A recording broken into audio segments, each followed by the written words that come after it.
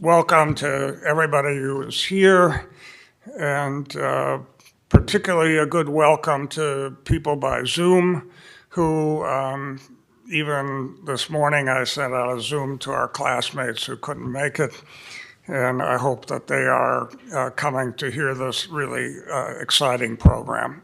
The class of 65 this is our fourth sponsored session of this type. I, with my leadership group, try to bring what we think is the most exciting work going on at Hopkins to the attention of this group. And I think we've done a pretty good job of that over the years. The class of 65 itself has been extraordinarily collegial. There are many people in it who have achieved leadership positions in American medicine, who have achieved leadership positions in law medicine and in clinical leadership. And they have been certainly a part of Hopkins.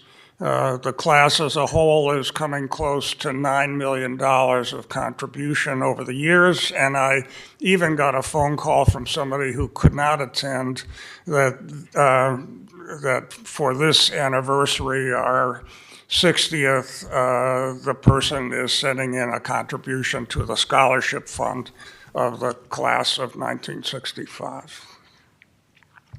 So each of our speakers will have about 20 minutes to speak, and there'll be about 10 minutes for questions, a little bit less, so I can give lengthy introductions of each person and each program. So the first speaker today is Nestoras Mathioudakis.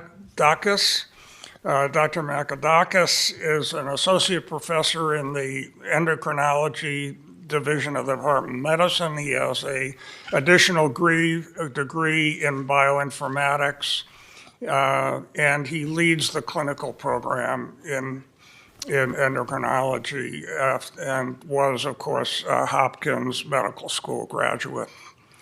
So he will speak to us about the topic of AI and medical education. His interest is in both patient care and medical education, and I'm at least hoping that not only will he tell us that AI will help in educating physicians with quality, but I hope also that he will agree that something, maybe AI, can shorten the duration of training for truly expert physicians. I would just say from cardiology, which I know well, if you start medical school at age 22 and your goal is to replace aortic valves for the growing population of older people who need new aortic valves, that person will be 36 before they independently install their first aortic valve in a patient. So we're going to hear all about this, and I welcome you to Hot Talks. Thank you so much for that kind introduction. It's great to be with you all. All right, let's see if I can get my slides up here. All right, so I am really excited to be discussing today a very hot topic in medicine, which is AI. I'm going to be talking about its applications in terms of training medical students, but also its role in clinical care. So AI is not something of the future. AI has definitely arrived in medicine. Whether it's helping to interpret radiology images, pathology slides, make a diagnosis off of ECG or EEG, or tracings, or even help with therapeutic decisions.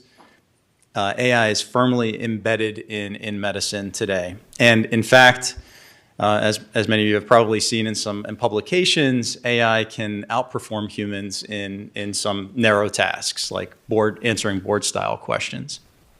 This figure on the right is the result of a query in PubMed of the term of a search of AI in medical education. And what you can see is that Prior to 2019, there was really very little interest in the topic, a few papers per year.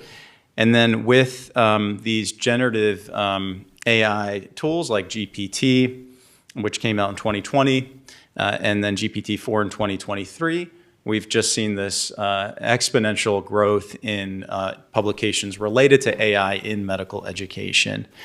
And I think this really highlights how urgent and how relevant the conversation about AI in medical education has become. We're kind of at a crossroads here, like we were when that Flexner era report came in, which compels us, I think, to really rethink what the role is of a physician today. Now that we have AI tools that can, answer questions about treatment as well as we can. And so I just want to share with you a little bit about my role in advancing AI in medical education. As Dr. Weisfeld said, I'm the course co-director of our clinical informatics course. This is my second year doing this, and so last year I literally had 4 weeks to assemble content in the curriculum related to AI. We were scrambling, and the first person to do something has, I think, the hardest job, and I will say that was not an easy task. Fortunately, this year we have more structured material and sort of consensus in this field about what the core competencies should be in clinical informatics, and I'll share with you some of what we're teaching our medical students. I'm also involved in resident and fellow education, so I've created a training module, so just a brief 10-minute training module of appropriate use of AI in the clinical settings. It's required of all incoming residents and fellows so that they know how to safely use these tools. A few months ago, I joined the Johns Hopkins Medicine Clinical AI Sub-Council. So this is an institutional governing body that was formed to help make decisions about what AI tools are appropriate for use within the institution before they're implemented, and how to monitor, more importantly, their use after deployment. And then my own research has largely used AI and machine learning using big data, so using electronic health record data for patients with diabetes. And I'm very interested in clinically evaluating AI tools. This is a space that there's very little evidence in. We evaluated an AI-based diabetes prevention program against standard of care human DPP, and we showed that it was comparable, and those results are coming out soon, hopefully in a pretty high impact journal, fingers crossed. So, navigating generative AI in medical education. What I'd like to share with you, and I cannot cover this all in 20 minutes, so this will be a really high-level overview, is what I think are 6 core areas where Gen AI is shaping medical education, ranging from technical literacy to professionalism. We'll go through some of the challenges within each domain, and then I'll share with you what we think our proposed competencies are to prepare our students to use these tools responsibly, ethically, and effectively. Beginning with the first competency, which is fundamental knowledge of AI. So medical students come to Hopkins with varying backgrounds in computer science or statistics. Some may know what machine learning is, others may have never heard the term. And so we need to ensure that all medical students come out with a basic level of proficiency and fluency in what AI is, what ML is, what the subtypes of machine learning are, and how these large language models work, right? That there are a lot of misconceptions about what AI is and how it works, and students really need to understand that these large language models, these generative pre-trained transformers, are essentially taking vast amounts of data, breaking them down into these little tokens, assigning numbers to each of these tokens, and then using math to predict the next word. That this is all mathematics and probability, and that there is not this rational being behind these AI outputs. So that's the first really important point that they need to come away with. The other point is that a lot of these machine learning models are black box models, meaning that They use different computational techniques to arrive at an output for the students, but often they don't reveal which predictive factors for a given patient resulted in a recommendation. And how that can influence the physician's willingness to accept the output of that black box model. And then the third point is that the performance of these tools is highly dependent on the prompt quality. And actually, can I just see a show of hands of how many of you have entered anything into something like ChatGPT for an answer? Okay, good. So it's like the vast majority of this room. And so there's this concept called prompt engineering, where there's certain strategies that you can use for prompting to get the correct answer. And so we go through some of those principles with the students, and we show them how different prompts, just like the different quality of an HPI for two physicians go in a room and get a different history from a patient and arrive at a different assessment, so can different prompts yield different quality outputs. So our proposed competencies are, number one, they need to know how these large language models are trained. Number two, they need to understand that the training data strongly influences the output of these Gen AI recommendations. We give an example from the dermatology space of an AI tool that gives automated detection of skin lesions. And these skin lesions were annotated by dermatologists who do not do as well on dark-skinned, in assessing skin lesions with dark-skinned patients compared to light-skinned. And so the output, as you might expect from these tools, had the same underperformance with dark-skinned individuals, and just how we're sort of propagating labeling errors or biases in our training data. And then again, we demonstrate how to effectively prompt to get the correct answer. All right, so then moving to the second competency, which is ethics and regulation.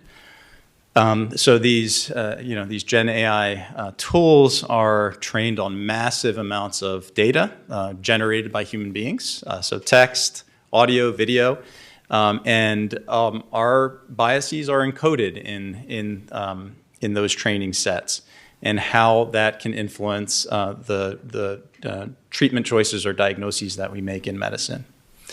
We also introduce them to this concept from psychology called automation bias, which is how AI systems can influence our behavior in unpredictable ways.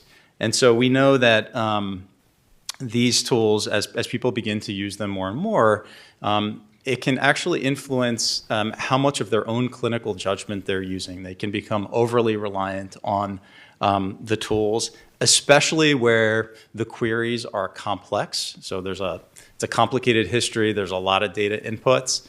The output of these things are incredibly believable. They seem like a human being. They read like a doctor.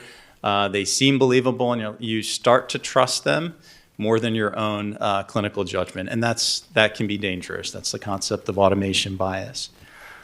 The other point that we emphasize is that the pathway for regulation for these AI tools is really different than the traditional drug approval pathway that the FDA had used for decades. There's some, the FDA is weighing in on this to make it a little easier for these to come to market, but many of the tools that are actually available today did not go through any rigorous regulatory pathway, and there's a concern for safety as a result of that lack of oversight. And then finally, this concept of fair use of data. Can we use patients' data from the electronic medical record to continue to innovate and generate AI algorithms? Is that fair, and do we need to disclose that to our patients? So the proposed competencies here are evaluating these ongoing debates on Gen AI regulation. We try to explain how biases can be encoded in the data, and this is evolving rapidly. So we go through some perspective articles from the New England Journal of Medicine AI on debates about sort of issues like fair use of data and training. Moving to the third competency, which is, I think, the most exciting one, which is application to clinical care. So If you haven't seen the NEJM AI journal, I would encourage you to check that out. It came out in January of 2024, so it's been out for about almost a year and a half now. And they publish really rigorous RCTs of AI interventions. So you get to see really the cream of the top of the studies coming out in this area. So, we are already seeing AI being used in ambient listening, so virtual scribes, and clinical documentation and patient communication. I, for one, think that this is one of the greatest enhancements that has been made to restore the joy of medicine in the last 20 years that I've been practicing here. This abridged virtual scribe has absolutely changed my quality of life. So I'm a diabetes specialist. I have a ton of data to capture during a visit from a patient. My hands are completely off of the keyboard. My face is turned to the patient. I'm interacting with the patient. I'm picking up things that I could not have because my eyes are actually on them. And I'm using the EMR in the way that I think it was intended to be used, which is to get the historical information I need, identify care gaps, and get them on the right treatment. So I think an absolute game changer. Some studies would suggest that we're overinflating the value of these tools in terms of clinician efficiency. The other big area is in empathy and the empathetic capabilities of Gen AI tools. You may have seen a study that was published in JAMA Internal Medicine in 2023 showing that patients perceive Gen AI generated responses to their questions to be more empathetic than physicians. This was a randomized study, much more empathetic. And that probably comes as no surprise. We have time constraints. We cannot spend 5 minutes elaborating on something. And so, the thought is here that it's just the ability to do this much faster and provide more detail that the patients are perceiving as more empathetic. And then there's value in the AI tools in helping to take a history, take the history in real time. So you're having a conversation with the patient, they're bringing up a point, you ask a question, you forget to ask a question, the AI supports you, you gather the information, and it's this iterative process. And same thing goes for personalized decision support and management. So a lot of applications all across medicine, some really exciting stuff being done in clinical care. And the competencies here are not only using Gen AI to make sure that we're communicating in an empathetic way to patients, but actually using it for teaching, so simulation. We can have students interact with ChatGPT and delivering bad news to a patient and seeing how that dialogue goes. And so providing that real-time support to them. The Master Adaptive Learner Framework is a framework that's applied in medical education pre-AI, and it's the idea that we are always, as physicians, going to be exposed to new treatments, new technologies, things that we are not familiar with. And this is a lifelong learning process. So we need to know how to self-regulate. We should try these tools out, assess how we do, assess how it does, and adapt continuously. And if they're not working well, as a collective body, we need to remove them from the care paradigm. And then the last point is sort of this existential question of how will Gen AI alter clinician roles, right? And it will. So, the AI can do better at answering the question or even making the diagnosis. So what is our place here? And so clearly we're going to need to shift from, being these sort of like the physician as the repository of knowledge to being more of an information curator, someone who can critically appraise the evidence, can ethically guide the use of this evidence, and can use their clinical intuition combined with the patient's value, their values, and their emotional response to get the best outcome. This is a tool. We don't think this is going to replace clinicians entirely. Patients are telling us that they still value the face-to-face interaction with clinicians, and they when told actually whether an output was AI versus human, even if the output was a lower quality, but they were told it came from a physician, they wanted the physician endorsement. So patients still trust and value the human involvement in decision-making here. All right, assessing AI quality and accuracy. I think this is a really, really important concept that they need to come away with a good understanding of. If I saw a lot of hands go up, so anybody who's used these tools knows that they are prone to hallucinations, which is, fabrications of incorrect, irrelevant, or sometimes, frankly, bizarre output that has nothing to do with what you've asked. And, it's one thing if that's the answer you get for your English essay. It's another thing if that's an answer you get for how do I treat Mr. Jones with, leukemia. And so really important patient safety implications with these hallucinations. So they need to know that they occur, why they occur, and how to identify that they occur. The second concept is the model drift over time. So unlike a drug, which, if tested in 2018 will likely work in the same way in 2028, an AI algorithm developed today may not perform as well in 2028 because of secular trends. So changes in treatment protocols, changes in disease states can really influence how a model performs over the long term. One example was in the sepsis space. So there's a lot of machine learning models to predict clinical deterioration in sepsis. And models made prior to 2018 really performed poorly in 2019 and 2020 because of COVID, right? So there's a new disease state with a new rate of mortality that really influenced how these models performed. And that can happen with any AI model. And then the third point is, despite all of this hype around AI, the vast majority of these interventions have not been externally validated, that is, tested on a population different than the population that was used to make the model.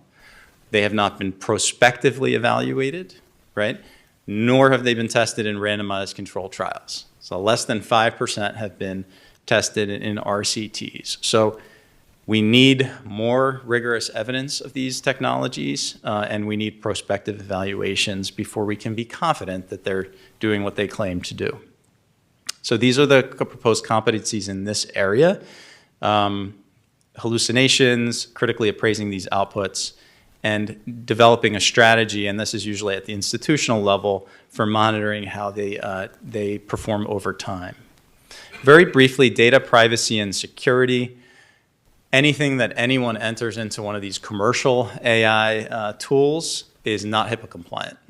So if a student were to enter into ChatGPT, Ms. Smith, a 52-year-old woman with X, Y, or Z, has here with this, and I need help with this, that is a breach of patient privacy. There have been instances where the information entered into ChatGPT actually came out of somebody else's query, right? So it was used to train the data, and actually it was breached in that way.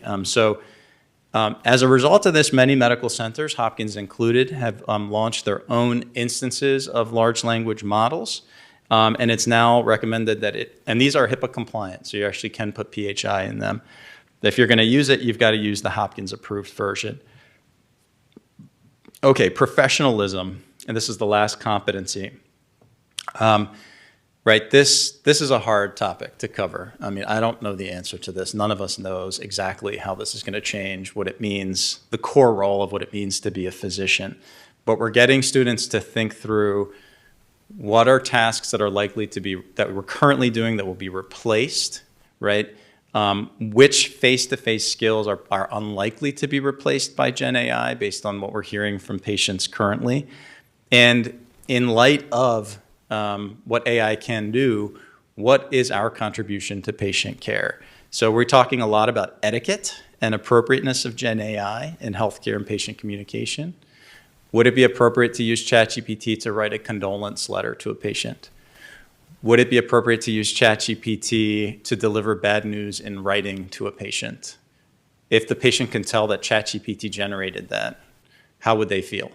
That is likely to be perceived as impersonal. And so we're really emphasizing that upholding this sort of same level of professionalism as they would use in a face-to-face interaction. Very briefly, because I know that I'm coming up on my time, Hopkins has these governance policies here. They have all of these AI-approved tools where they direct. This URL is a little outdated because they just updated it this week. But we have our AI instance. It's called the Hopkins AI Lab, HIPAA compliant, as I mentioned. And I mentioned earlier the CRAP test, which is from sort of library science and information science, as a way to validate the output of any ChatGPT generated content. Is that information current? Is it relevant to the clinical question? Who created the content? Is there a medical study that I can cite? Is there a guideline? Is it accurate based on the evidence? And purpose is less relevant here, but why was the information created?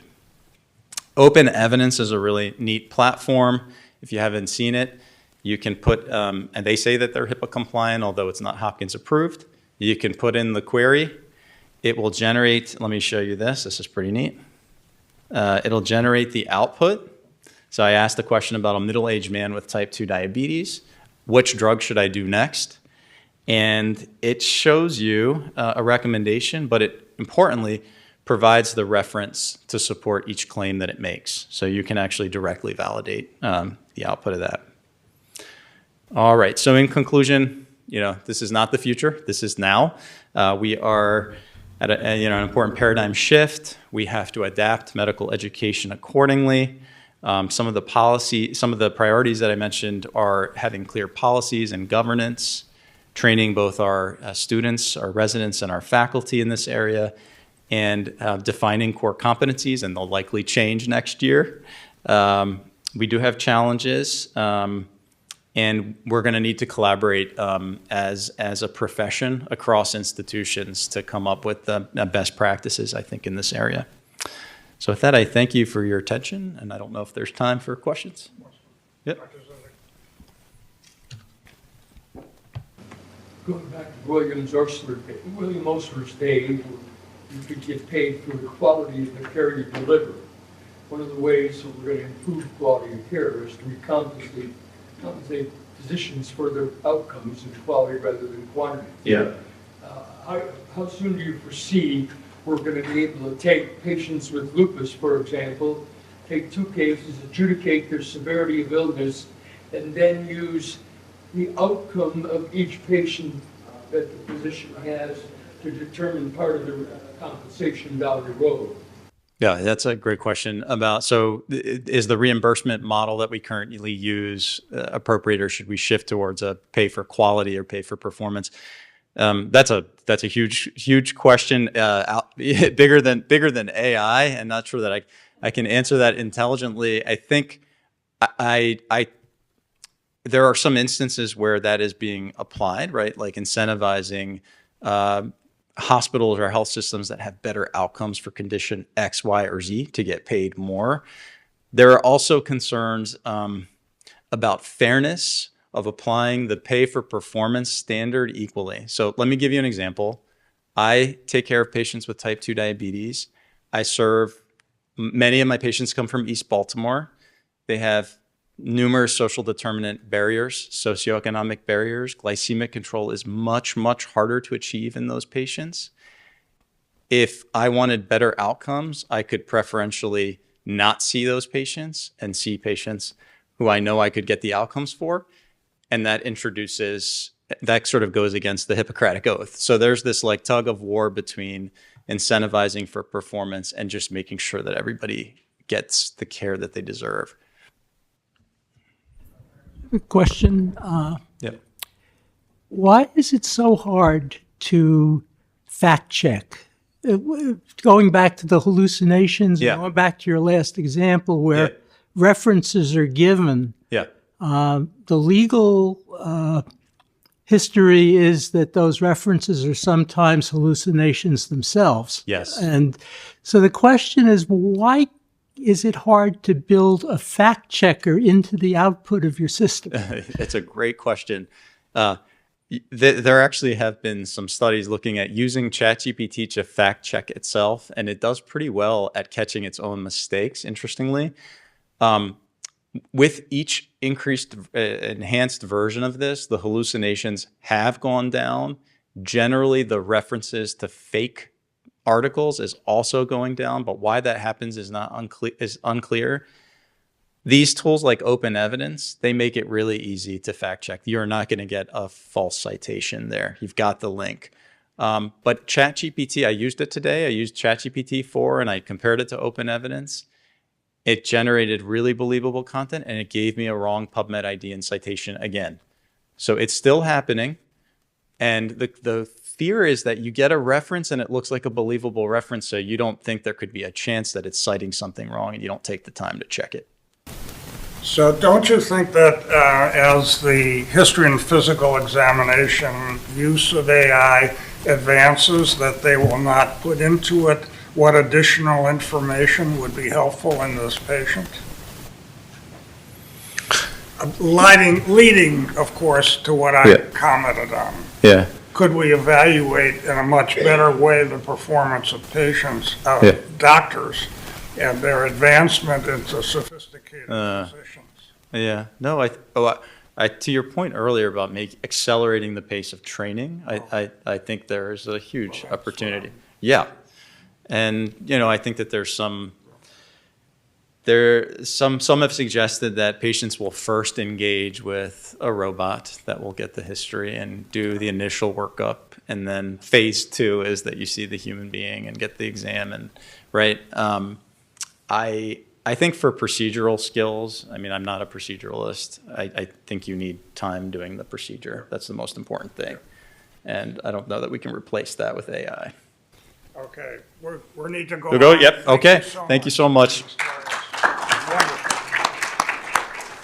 Okay, Robert Brodsky is the Johns Hopkins family professor of medicine. A story in and of itself, I would tell you. Yeah, but it's a great honor and the right honor for Dr. Brodsky. He is the head of the Hematology division long-term within the Department of Medicine. He went to medical school at Drexel and trained in research at Vanderbilt and a long period of productive work at the NIH, and then came to hematology oncology here at Hopkins, and I had the honor of appointing him to be the division chief, one of my best acts as chair of medicine. Dr. Brodsky is going to speak to us today about sickle cell anemia, the issue being sickle cell, curing sickle cell anemia, which I think everybody in America, and particularly everybody in Baltimore, would love to see accomplished. Dr. Brodsky.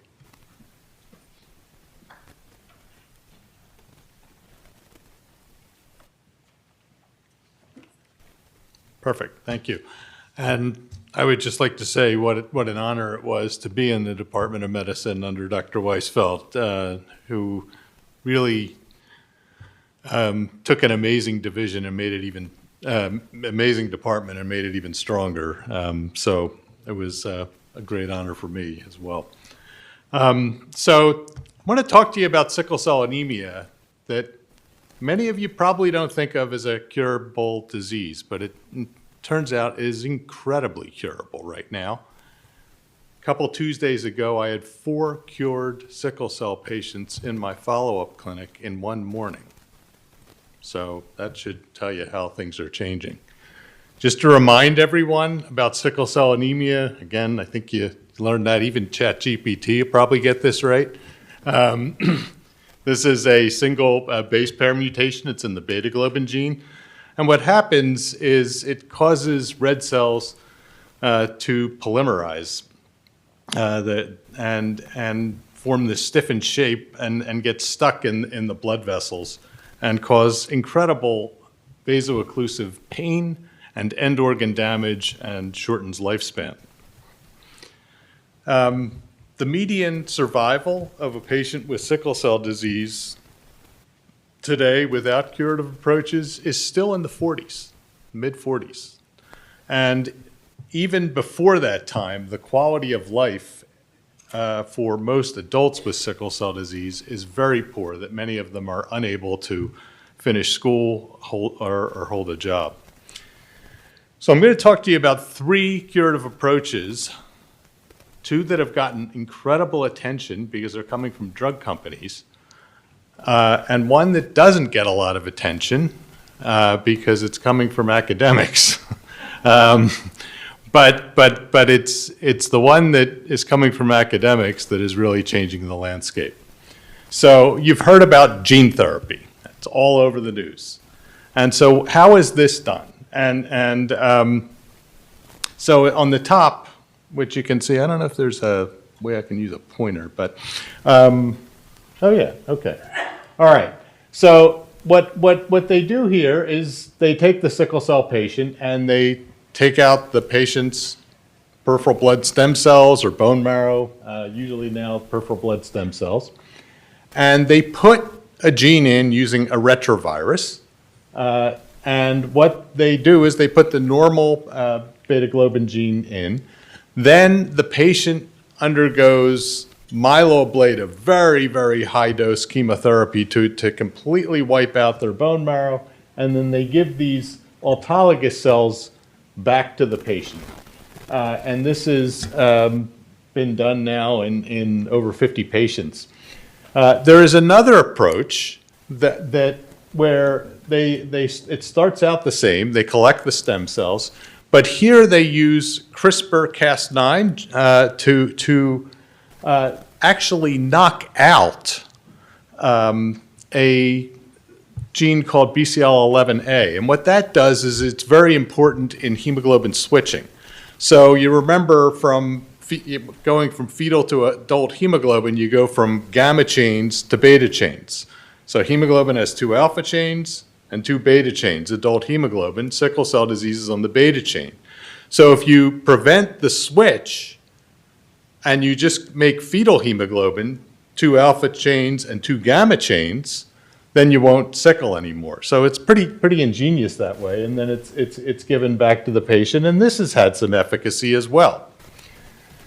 The other approach, and the initial approach to cure patients with sickle cell disease, was bone marrow transplant.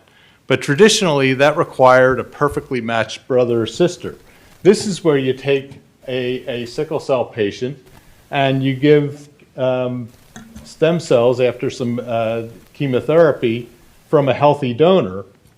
And because those healthy stem cells don't have sickle cell or have sickle cell trait, if it's a family member, they don't sickle anymore, and you can cure the disease that way. So let me walk you through these. Been several New England Journal articles. This is biologic and clinical efficacy of lentoglobin. This is replacing the beta globin gene for patients with sickle cell disease. And what you can see here is the number, these red and blue things are sickle cell pain crises before and after the gene therapy. And what you can see is that most of the patients, not all of them, but most of the patients have eliminated their vaso-occlusive crises. Their hemoglobin doesn't come up quite to normal. But again, this is showing promise. The problem has been many of these patients will develop leukemia later because you're giving myeloablative conditioning, and several of the early patients, when they got out around 5-6 years, have developed myelodysplastic syndromes and leukemia. Similar results with the CRISPR, where this is the one where they're knocking out the BCL11, causing the switch. Again, the data look good. Most of the patients are able to markedly reduce their pain crises. And many of these patients may be cured from this approach. But the hype on the gene therapy and the gene editing is fading, and for multiple reasons. One it's incredibly involved. It takes months and months of transfusions and collections just to collect enough stem cells to be able to do this. And the cost of this is enormous. They are charging over $3 million per patient for these treatments. The other thing is, as I told you, they have to use what's called myeloablative conditioning. So that's massive doses of chemotherapy. Patients with very severe sickle cell disease can't tolerate myeloablative conditioning because of their end organ damage. So they're having to exclude patients who have stroke or silent cerebral infarcts, which is one of the leading indications for transplant. If you have some lung issues, which many of our sickle cell patients do, you're excluded. Kidneys, you're excluded. Liver, et cetera. So a lot of patients are missed by this approach. The other thing is the length of hospital stay is about 2 months for these patients. It's very, very much involved. And then I talked to you about the risk of leukemias that come out later. Let me talk to you about bone marrow transplant and the advances that have taken place there, because when you were going through medical school here, you were going through a very interesting time, and I'm sure you remember some of this. Bone marrow transplant doesn't look anything like what it looked like back when you were in medical school or residency. So the first cure for sickle cell disease was in a patient with sickle cell disease who developed leukemia and then had a bone marrow transplant, and they were cured of not only the leukemia, but also the sickle cell disease. Now, the problem is that the rates of graft failure were high in the early days of transplant. And as I said, it's been up until about 15, 20 years ago, you always needed a perfectly matched brother or sister in order to have a safe bone marrow transplant. That's no longer true, as I will show you. And then in order to get the graft in, way back, you also needed myeloablative. We can now put stem cells in without a myeloablative, something we call non-myeloablative or reduced intensity conditioning. Anyone remember these guys? See if you can. So, you talk about some of this cutting edge stuff, but it's very important, and hopefully AI will get this in there too, is to remember our predecessors who really helped form the foundation. That's George Santos. George Santos is one of the largest pioneers in bone marrow transplantation. This is Al Owens. These two basically started the field of oncology and started the bone marrow transplant program and oncology out of Baltimore City Hospital, what's now known as Bayview. This is Mike Colvin, who was an expert on cyclophosphamide. He did a lot of clinical pharmacology. And this is Lyle Sensenbrenner, who also worked with George a lot in bone marrow transplantation. So I mentioned cyclophosphamide because this is a critical drug that has allowed us to do what we call haploidentical bone marrow transplant. We no longer need a matched sibling. We can use almost any family donor. So any parent, any child is guaranteed to share one haplotype. 50% of your siblings, 50% of your half-siblings will share a haplotype. Many of your cousins, nephews, nieces, we've used grandparents as donors. The reason that this works, and I'm going to simplify it, stem cells are resistant to cyclophosphamide. So what happens is we give the high doses of cyclophosphamide after the bone marrow transplant. The two immune systems meet. The alloreactive cells are wiped out by the cyclophosphamide. The stem cells aren't. And the stem cells are re-educated by the patient's own thymus and immune system, and they become tolerant. So the average person in the United States has 4 haploidentical donors. So almost everyone now has a suitable donor for a bone marrow transplant, and the results with half-match transplants are now as good as if you had a perfect match. The first successful haploidentical bone marrow transplant for sickle cell disease was done here at Johns Hopkins in 2007. This was a 33-year-old female. She was spending about 3 weeks out of every month either in the hospital or an infusion center getting pain medicine, had horrible quality of life. Her mom was the donor, and she is now 18 years out of her sickle cell disease and hasn't, I don't think she's been in the hospital since.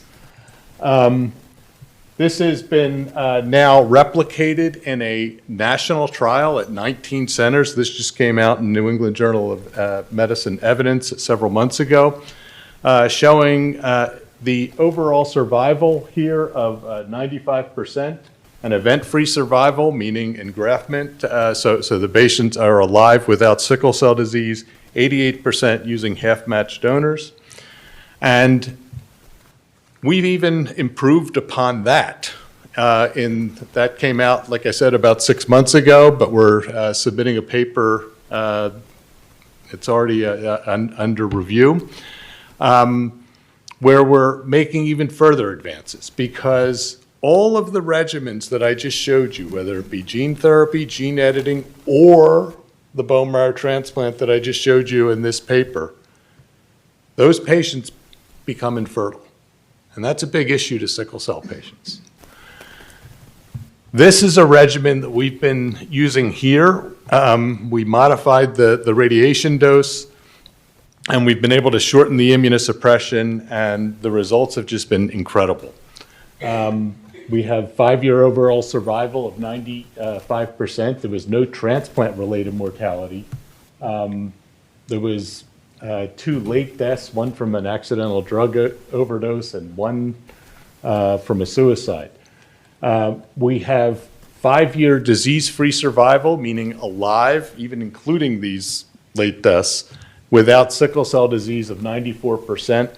Graft versus host disease, you remember, hearing and seeing about that. Well, grade 2 is usually just a mild skin rash that we sometimes don't even treat, or sometimes throw people on steroids for 2 or 3 weeks. That's not a big deal. It's grade 3 and grade 4 that we worry about more.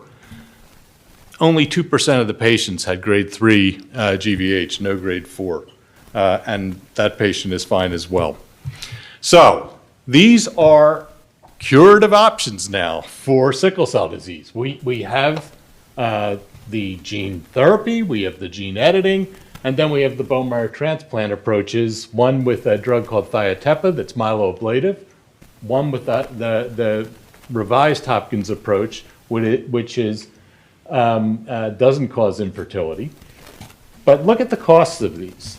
They're charging $3.3 million, $2.2 million, and then when you factor in the 2-month hospital stay, that's another cost, because you got to have multiple patients in the rooms. So the results are actually probably better with the transplant approaches than the gene therapy and gene editing. It's certainly more cost efficient, and now we can say we can preserve fertility. And this is going to really allow us to bend the curve. So I want you to think about how this could be used. So we would like to start an initiative to try and really, not eradicate, but effectively eradicate severe sickle cell disease in the region.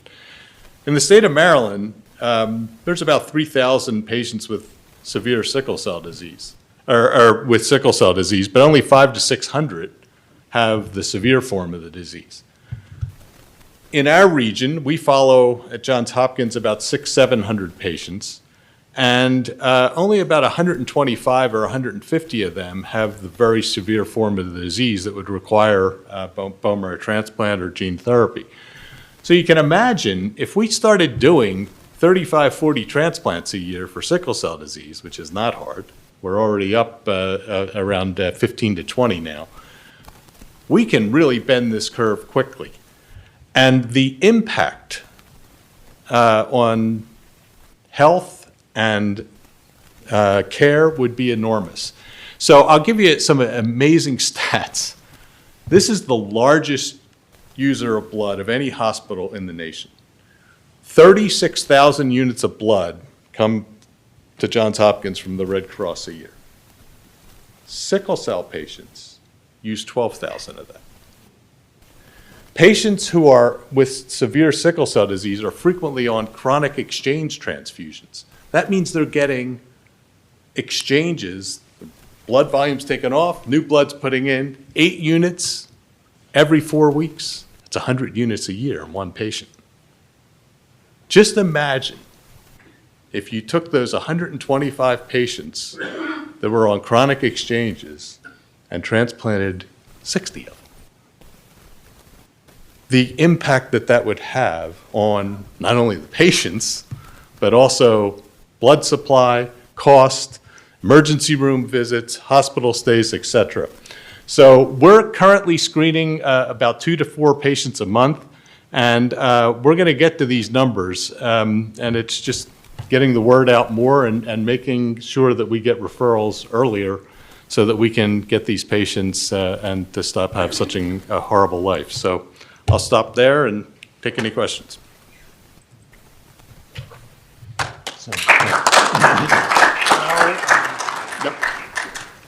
How many days average hospitalization? Yeah, so it's a great, that's the other thing. Thanks for asking. We do this mainly as an outpatient right now. So we'll admit the patient prophylactically because usually when you give them chemotherapy, they're going to have a pain crisis. So we like to get ahead of that. Once we get them through their pain crisis, which is usually 3, 4, 5 days, we send them out. When I say outpatient, it's a day hospital, so they come in every day and to be seen. So the median number of hospital days for an adult with sickle cell disease is 12. And actually, after the transplant, the median number of transfused units is 3. I'd like to applaud your magnificent work. I'm very curious on your strategy, and I'm sure it's important, but I'm not understanding it. I noticed in your first ablative dose, you're using 14.5 milligrams per kilogram IV daily. And in the second ablative dose, it was 50 milligrams. Could you explain? Yes. So the conditioning regimen that we use is really more immunosuppressive rather than to myeloablate. We just need to suppress the immune systems to allow the stem cells to get in. To put it in perspective, if I took that dose of conditioning, I wouldn't even need a blood transfusion. My counts would dip a little bit. I might become a little anemic. I might drop my platelet count to 60,000, but I wouldn't need any support. What allows us to do the haplos is the 50 times 2 afterwards. So what happens here is the donor lymphocytes see the host dendritic cells. We worked this out in animal models. At day 3 and day 4 is when they are dividing the most. That's when alkylators are best killing. So when the cells are dividing. So when the donor lymphocytes, which that's what causes all the toxicity from bone marrow transplant, see the host dendritic cells, they see it as foreign, they start rapidly dividing, bang. You hit them with Cytoxan, you knock out the lymphocytes, but you don't harm the donor stem cells. This is what George did, Santos, in his animal models. And he never had the courage, and he told me this personally, to do this in a human. He knew about this before he passed. And he said, I knew this would work. But that's why I really wanted to show that our predecessors really worked this out. Yes. To turn the insurance company and the government, Medicare and Medicaid, onto this, how much savings did you estimate or could you estimate in the healthcare costs of the Yeah. patients you've treated?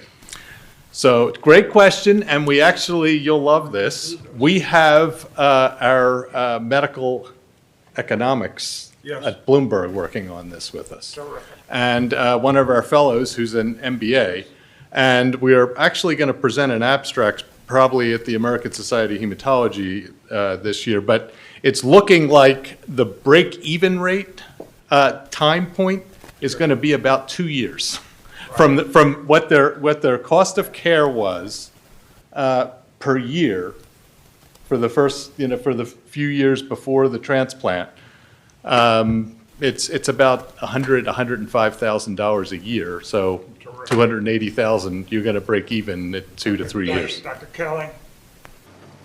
Fantastic story. Thank you. Thanks a lot. It seems like a very general approach, and I'm wondering whether other genetic diseases, this kind of approach would be used.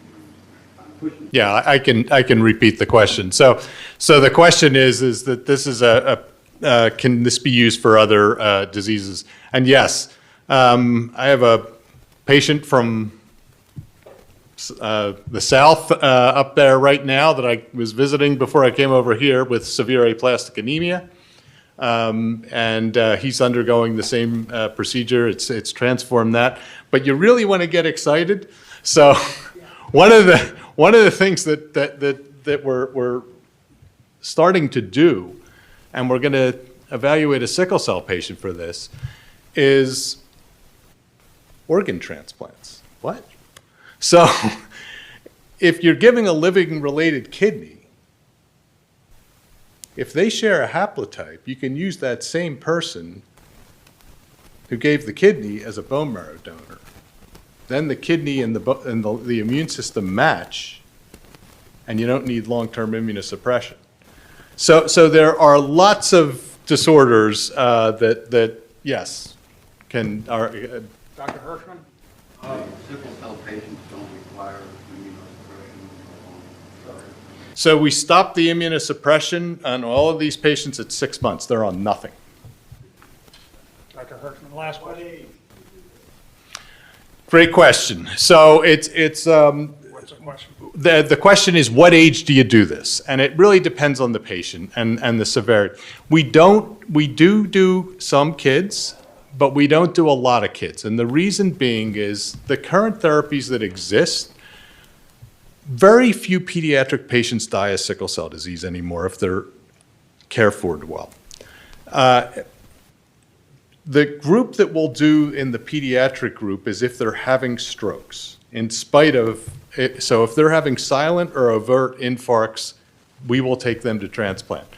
Most of our patients are in their 20s to late 20s, 30s, in that range, because that's when they start to accrue some of the end organ damage, and we're taking them. But I can anticipate your question. Yes, why not do it earlier?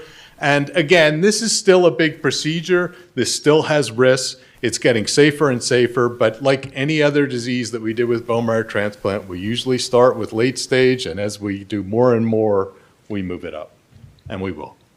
Thank you so much, Robert. Yep. Terrific. So this is a little bit unusual state of a project to be presenting to you, but it is certainly not unusual that this is a Hopkins project that conceivably has enormous health benefits for many people. And it comes right out of our teaching education program. Anders Sideris is a graduate of University of Newcastle. Received his medical training degree there in the British system, and is trained in otolaryngological surgery as well in Australia, and came to Johns Hopkins to participate in the School of Engineering master's program in engineering, along with a colleague, Dr. Michael Curley, who unfortunately couldn't be here today, but participated significantly as a master's student in the School of Engineering in this project. So I think all of you have seen the commercial on television for an implanted device with an electrode to prevent patients from snoring. Snoring is a significant problem, right, Linda? And it has a significantly adverse effect on not just socialization, but on human health. And obviously, this is a procedure, implantation. Dr. Sideris will talk to you a little bit about the problems with that procedure. But he has what we really hope, and this is, again, a developmental project to see if we can accomplish the same goal or better with a device that is less invasive. Dr. Sideris. Thank you.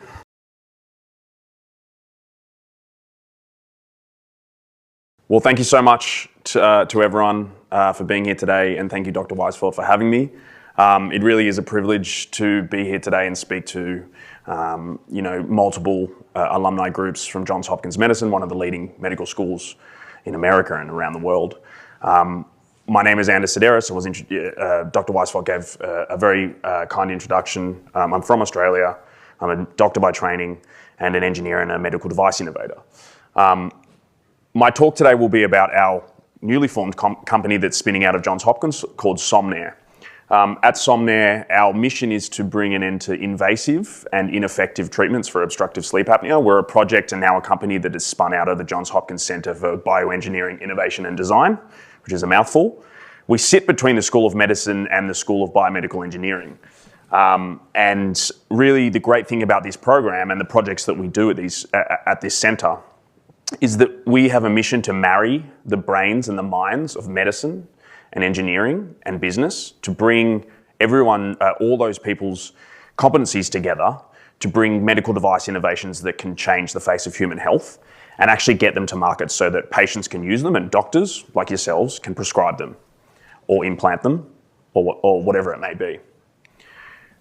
Obstructive sleep apnea is a growing global epidemic. So there was an article published in The Lancet in 2019 that estimated that the global prevalence of OSA is 1 billion people around the world, which is quite astounding because that's 1 in 8 people. Now that equates to approximately 54 million Americans with the disease. Not only does it have a huge medical cost for the patient, but it has a huge health economic cost. And those are related to a 2 to 3 times higher risk of having a stroke, a heart attack, developing metabolic conditions such as diabetes related to circadian metabolic dysfunction, debilitating daytime sleepiness, people crash their cars because they fall asleep at the wheel. And on top of that, there's the social disturbance that Dr. Weisfeld spoke about, which in the clinic and in my training in ENT surgery was all too common. And the joke we used to say is that 100% of dads end up with sleep apnea. So it's a disease that's characterized by the upper airway collapsing and obstructing repeatedly during sleep. And the fundamental issue in this is that between the awake and the sleeping state is that when you go to sleep, there is a reduction in neuromuscular tone in the muscles of the airway. So neurostimulation as a concept aims to treat this disease by restoring that tone in the relevant muscles to prevent the airway from collapsing by stiffening or opening the aperture of the airway. It's a huge public health problem, as we've mentioned. So right now there are 8 million patients in the US with CPAP that's been diagnosed. The remaining between the 54 million and the 8 million are undiagnosed sleep apnea patients. 50% of patients will fail CPAP therapy because it's uncomfortable, it's bulky, it's difficult to take on holiday, it's not portable, and quite frankly, it's not the sexiest thing to sleep with at night. So there's this huge unmet need that sits between CPAP and surgical techniques. So in ENT, we see patients who have failed their CPAP therapy and they come begging for surgical solutions. One of those solutions that Dr. Weisfeld spoke about is Inspire, which is a hypoglossal nerve stimulation device which is implanted. It requires a dissection in the neck. We dissect down to the hypoglossal nerve, which is the nerve that provides motor innervation to the tongue, and we put an implant on it and it stimulates that nerve and pushes the tongue literally out of the airway repeatedly during sleep. These guys have had immense commercial success because the need is there, but there's still problems with this. Namely, not all obstructive sleep apnea patients have airway collapse at the level of the tongue. So there are other anatomical structures, the palate, the lateral wall or the side walls of the throat, or the lateral walls of the pharynx, which are actually more common in causing airflow obstruction than the tongue is. The tongue has just been that one target that it has been the easiest surgically to get to, hence the development of the technology around that target. Our hypothesis in this project was that we could stimulate different neuroanatomy to produce airway opening effects in a different patient population to prevent the disease, or to treat the disease rather. So there is a nerve which is a branch of the maxillary division of the trigeminal nerve called the lesser palatine nerve. Now, when we're going through medical school and we learn how to do the cranial nerve exam, we're all taught the dogma that the pharynx is supplied by the pharyngeal plexus, a combination of the vagus and the glossopharyngeal nerve. Deep down in the literature are some really cool studies that have been done that characterize the finer innervation of the palatal and the side wall, the lateral pharyngeal wall anatomy, looking at the lesser palatine nerve itself. It's been demonstrated that it has motor innervation to these muscles, despite the dogma saying that the trigeminal nerve is primarily a sensory nerve. So our hypothesis was that if we could stimulate this target, we could open the palatal and pharyngeal airway to prevent the airway from obstructing and potentially be a treatment for obstructive sleep apnea. The combination of the device that is intended to stimulate this nerve is the Somnair device. So this is our vision, an oral appliance, something similar to Invisalign, which has an electronics module embedded into it. The electrodes interface with the mucosa that sits below the lesser palatine nerve, transfers current across the mucosa to the nerve, stimulates that nerve, activates those muscles, and opens the airway. So this is an exploded engineering diagram of that. And the proposed benefits are that we can do this non-invasively, so we don't need surgery. It can be prescribed by the clinician in their office, and the patient just deploys it nightly at home. And that's what it would look like once it's assembled. Our journey towards defining whether this could be a target and whether this could be a viable therapy was systematic in that we needed to achieve three goals. We needed to define anatomical relationships between the nerve itself and the oral anatomy if we were going to put a device in onto the upper teeth. We then needed to demonstrate the feasibility of non-invasive stimulation.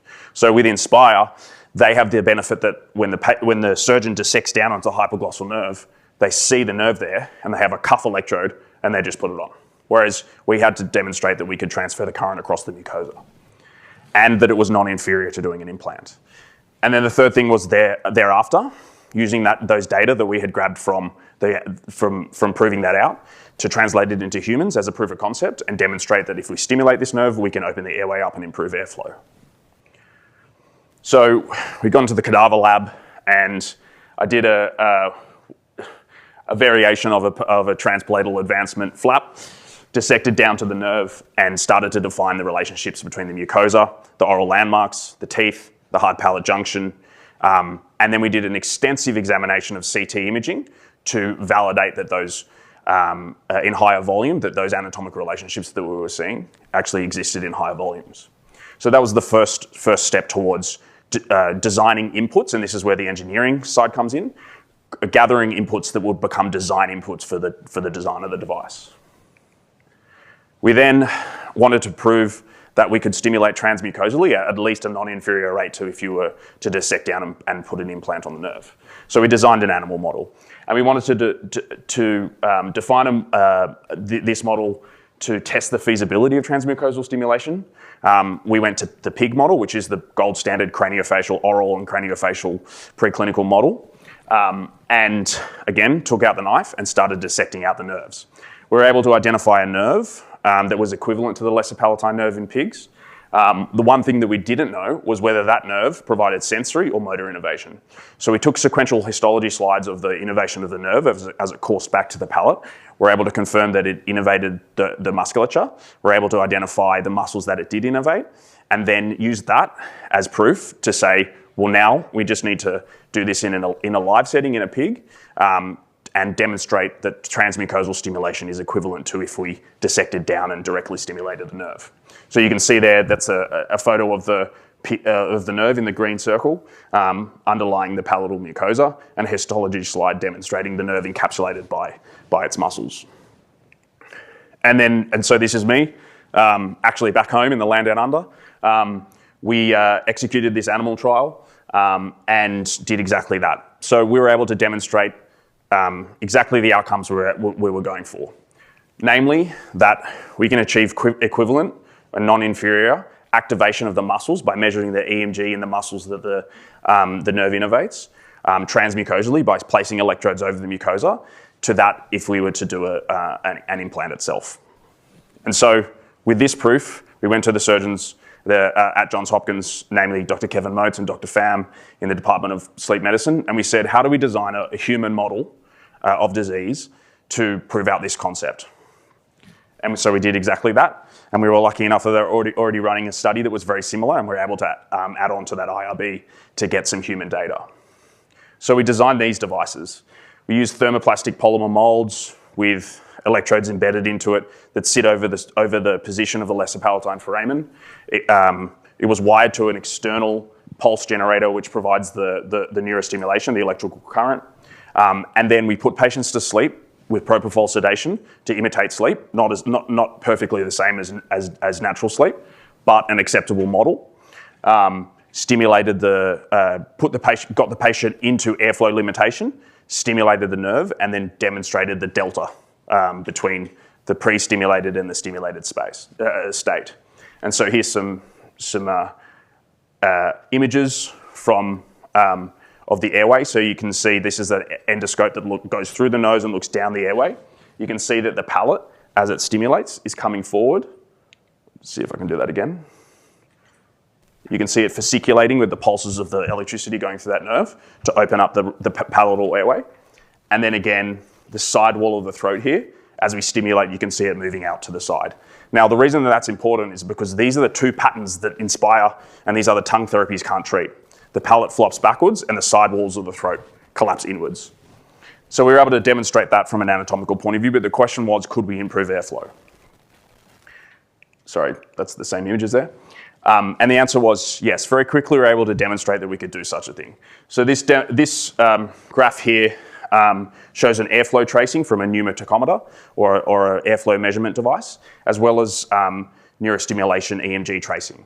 So you can see quite reproducibly, we have airflow limited breaths, and then when we stimulate, we're able to boost the airflow and open up the airway to the same level as your therapeutic CPAP level, and sometimes better. And that was quite a reproducible result. So you can see on purpose, we left the patient unstimulated in between to be able to use that as a control. But you can see quite reproducibly, we're able to increase the flow. Here's another graph with an even higher magnitude of response. And so that was our proof of concept. To date, we've tested in 26 patients.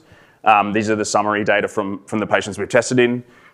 So right now we're running on proof of concept human data that we can improve the airflow to the same level of CPAP or even greater in some instances. Our eventual vision for this, and this is where the AI component comes in, is that once this is in market and being prescribed, that we can incorporate sensing technology and capture data from the oral appliance that can be used to encourage the patient to continue to use it. Positive reinforcement that yes, it's working, continue to use it.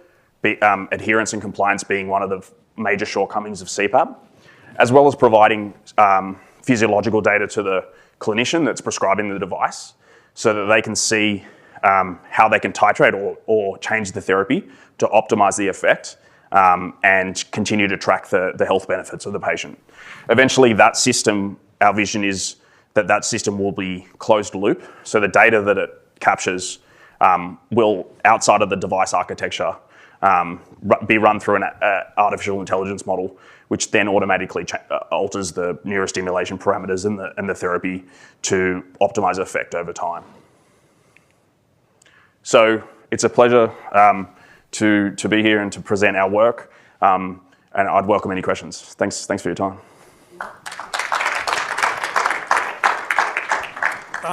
Give the audience some feeling for how this fit into your master's degree education and the time frame during which, how many years ago did you start on this, and what's the pace?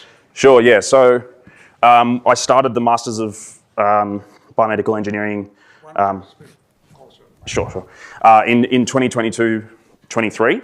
During that period, we had identified the problem, hypothesized this approach, and then we'd actually executed the animal study by the end of that 12 months. Very shortly thereafter, we had got our first patient and our first positive result. And then ever since, we've been continuing to build the data set. So very quickly, we got human proof of concept within a period of probably about 18 months. And now we're at the stage where we have enough that we're able to raise the necessary capital to continue to push the project forward. Remarkable time frame for this kind of development. Yes, Dr. Zizek. I'm fascinated, wonderful. What, 2 years? First, I saw you no arousal. I assumed that this is a subthreshold delivered signal, and I wasn't sure of the electrical parameters in terms of amplitude, what voltage and what frequency, how many hertz were you delivering at, et cetera. Could you elaborate a little bit on that? Sure. So the best way to think about the neurostimulation is that right now, the levels at which we're getting efficacy and airflow improvement sit well below that of what wakes patients up during this procedure, but also during native sleep. So we've done some other natural sleep testing to identify that arousal threshold, and the efficacious amplitude sits probably 50% of what is required to clinically arouse the patient and wake them up. We have our own proprietary waveform, but what I can tell you is that the frequency is in the order of 100 hertz with a pulse width of between 100 to 200 microseconds. 100 hertz. Is it monophasic signal? It's a biphasic. It's a biphasic square wave that alternates between the two. Yeah. So by using high frequency waveforms, what that does is enables us to create strong muscle contractions without sensory activation. The longer the more abruptly that you stimulate the nerve, the more sensory activation you get. So those very short, high-frequency dosed stimulations prevent that sensory threshold from being activated. Yeah. There's a question in the back. I wonder what the anticipated cost of this per patient will be when you are able to bring it to market. Sounds like a great idea. Yeah. So we think that, to give you some context, CPAPs can be as cheap as $500 or as expensive as $3,000. And the Inspire device it goes up to $40,000 per patient. And so we think that we can hit a price point of between $5,000 and $6,000, which we validated with market discovery and priced according to the health economic value that we think that we can provide to insurers as well as to public payers. Arthur? What's the difference in the incidence of sleep apnea between genders? That's a good question. It's predominantly male. How predominant? Off the top of my head, I think it's like 65%, but between 60 and 65%. Now, I think part of that is that our BMIs tend to be slightly higher. We have more bulk in the muscle than females do. But females certainly get it, and I've seen very, very severe sleep apnea in women. Do you anticipate compliance differences between the genders? I don't know. Actually. I'd love to go back to the CPAP data and have a look at that question. But what I can tell you is that in the CPAP literature, a lot of what we see is like willingness to accept the therapy in the first place is a strong predictor, and initial usage is a strong predictor of whether they continue to use it. So that's part of our strategy to target those who have failed CPAP, are desperate for a therapy, and strongly counsel them and track them with this software system to enable to make sure that the use that they start with is the use that they continue with. Yeah. Yes, sir. I guess you can hear me from here. Yeah. I'm a School of Medicine grad in biomedical engineering, and I'm very much interested in this area and have worked somewhat in this area.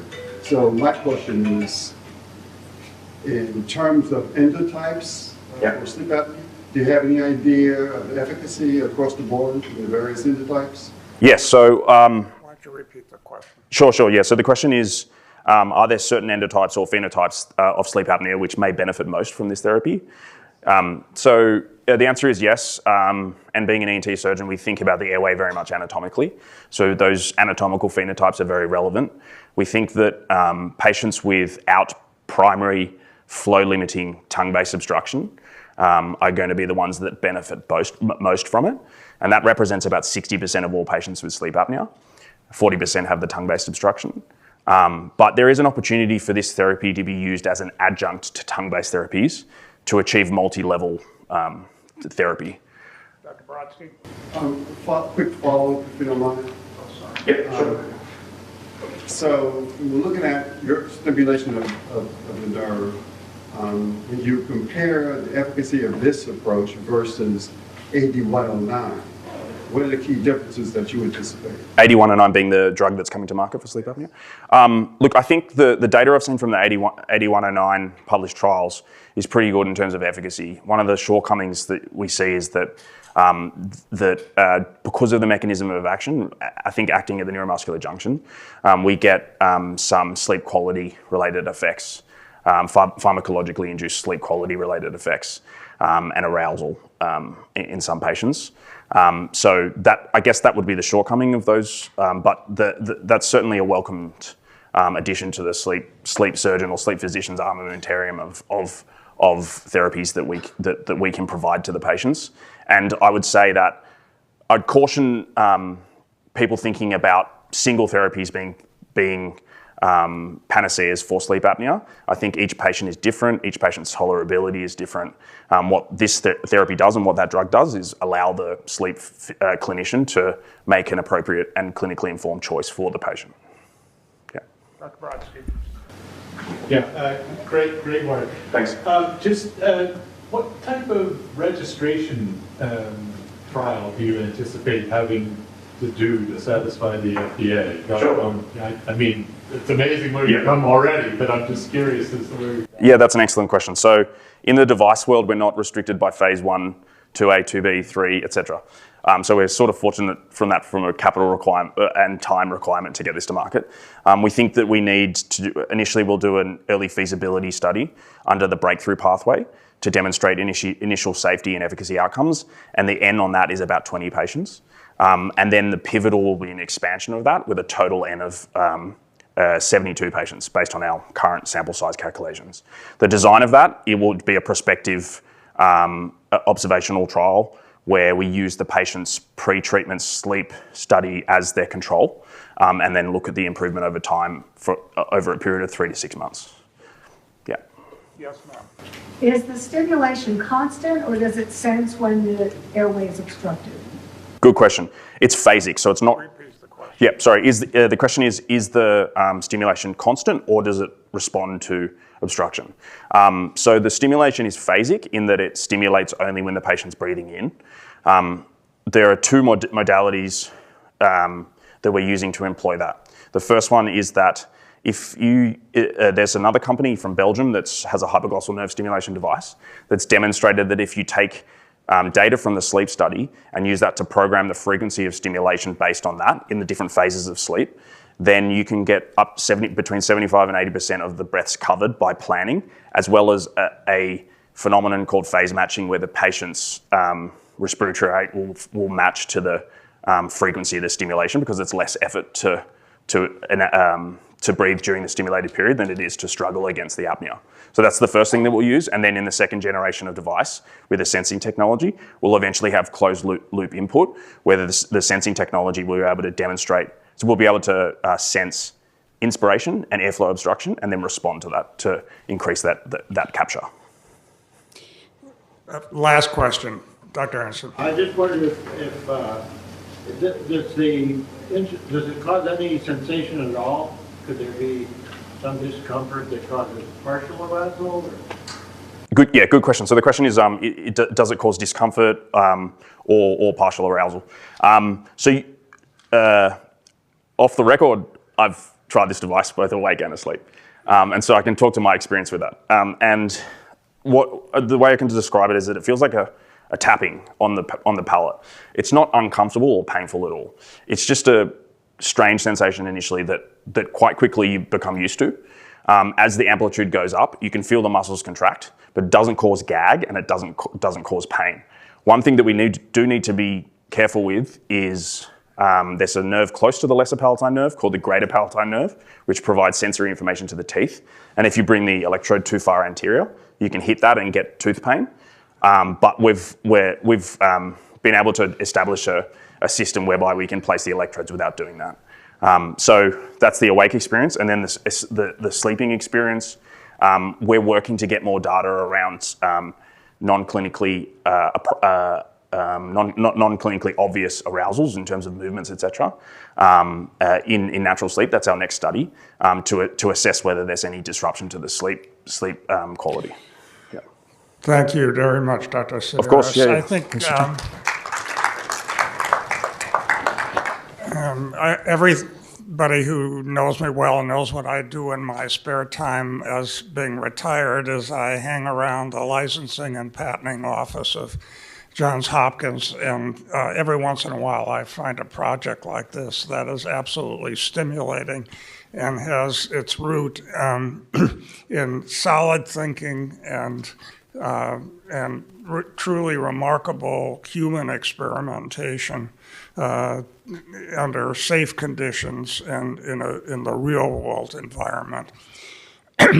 Finally, let me just say that for the members of the class of 65, they know already what I'm going to say. But for those who are not members of the class of 65 in this fine audience, I want you to notice on your way out the sign on this auditorium that says Evelyn and Barry Strouch Auditorium. Dr. Strouch was a member of the class of 65, my roommate during medical school, and a dear friend throughout his whole career. He became head of medicine at Fairfax Hospital in Northern Virginia, and he was always felt very clearly that his being chair of medicine at Fairfax Hospital was competitive with my being chair of medicine at Johns Hopkins, but I never told him that wasn't true. So thank you all for coming. I think we have here the largest audience in the retreat, at least that I have seen, in the reunion that I've seen. And it's been just a pleasure putting this program together and having you attending. I have not seen anybody leave. You know, it's a Johns Hopkins tradition that if you don't like something, you leave the auditorium, but I saw nobody leave the auditorium today. So thank you all very much.